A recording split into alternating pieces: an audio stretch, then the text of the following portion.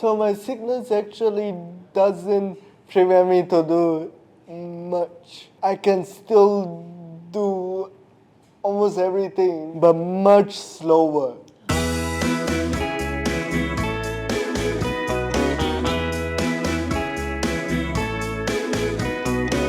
My name is Ali. I'm Turkish, but I was born here in PJ. So I tell everyone I'm from PJ. From when I was small, I got this disease called Cerebral Palsy.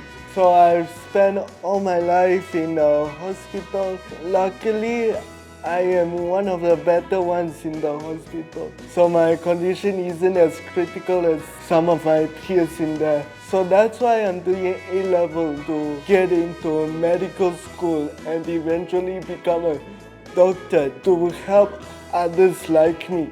You received outstanding results for your A-levels. You want to tell everyone what did you get?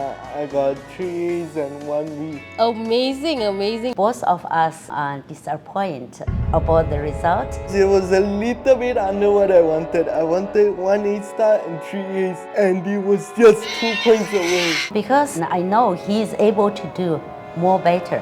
But it's fine, it's gonna be fine. I'm still gonna get into university that I wanted to. At the end of the day, it's gonna be fine. Anyway, Alhamdulillah, because we don't really care about the result, we care about what he did in his study life.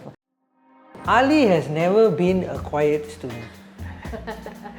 You will know he's in the class.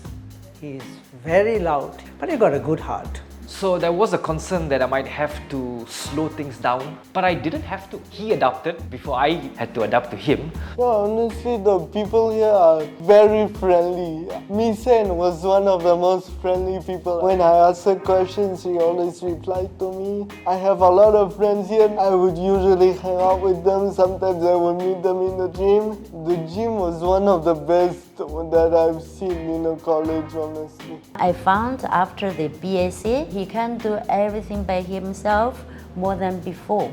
So more independent. He always told me that lecturers everywhere, students, friends, the staffs even here, everybody take care of him very well, support him. We are very happy about this. He's very independent. He's a very independent person. Actually, if possible, he wants to do everything by himself with minimal assistance. So with that, it made our arrangement a bit easy. We didn't actually have to make any special arrangements for him in attending classes. He wanted a normal, regular life as much as possible. What we needed to do additionally was that to actually communicate with Cambridge International, because he's going to sit for their assessment. So one of the challenges he faced was that in handling out practical experiments. They say they've looked at his medical report and they say that there can be a personnel assisting him during his practical examinations alone. So that's where we stepped in to help and provide him that support only for examinations. Ali, every time when he sees us outside, he will greet us. But sometimes, other students, they don't do that. So Ali is very respectful in that way. He also took the initiative to create a pamphlet on World Cerebral Palsy Day, and then he was actually passing it around in campus to spread the awareness on his condition. So again, that's just Ali. I found out only quite later that he had a problem with color blindness. So we made the necessary adjustments. IWB, interactive whiteboard that we use for class, has always been colorful and always has enhanced the students' ability to learn. I always put Ali as an example. If Ali can do it, any other students also can do it. So what's the next step for you? So I've applied to many universities in the US. Many of the universities will have research opportunities that I can participate in. So one of the universities I applied to, Columbia, has a special department just for cerebral palsy children. I hope I get into that and try to start doing research there. Special kids, they have something they want to do actually, but they couldn't. The parent must be patient. They want to do something, they couldn't, they feel sad also. But even they don't express, they don't tell you, but in their heart, they feel everybody can do, but I couldn't do this. And encourage them and tell them, you can do. you can do. Even they cannot do because they try already. Whatever we can do, we try our best. It's enough. He try is enough, he do is enough. We don't really care about the result because the result is not in our hand. So our hand is what we do every day and how we treat him. Ali was a role model for me because I have kids, small kids. My daughters are 10 and 9. When I go back, I talk about Ali to them. I tell them that there's this boy, cerebral palsy. I have to tell them what is cerebral palsy, how do they work and things like that. And I tell them that take it as a role model that he has made it up to tertiary education and is going further. So you should be able to do the same.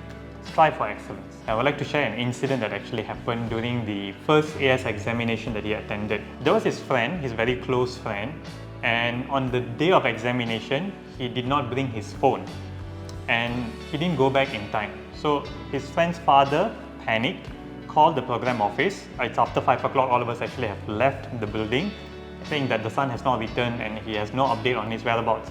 So I started reaching out to his friends. So among the few friends that responded, Ali was actually the one. Ali stays in our accommodation in another BAC. He took the effort to leave his hostel to come to campus and search for his friends all over the campus actually. He went the extra mile looking out for his friends and he kept updating me. I went to Zamzam, I couldn't see him. I went to the library, I couldn't see my friend. Is he okay? Can you update me if anything? So by the time his friend got back home, the father called me and updated me, and I called Ali and I said, Ali, your friend has returned home, don't panic, you have exams. You can relax, don't stress yourself. And Ali was like quite glad and happy. So I see this side of him. More than a student, more than a hardworking individual, he's actually a very people person. And he has a lot of humanity that he carries in him and he pours it out whenever there's a chance for it. It's definitely not easy for anyone to study and overcome this when they have special abilities, right? So what is your take on that? What would you advise people like that to do? Honestly, I think BAC really has good accommodations for us. We're allowed extra time on not just our exams, but also sometimes even work during classes. As long as we have time, I think it's doable. However, I understand that it can be hard sometimes, but nothing easy is good, right?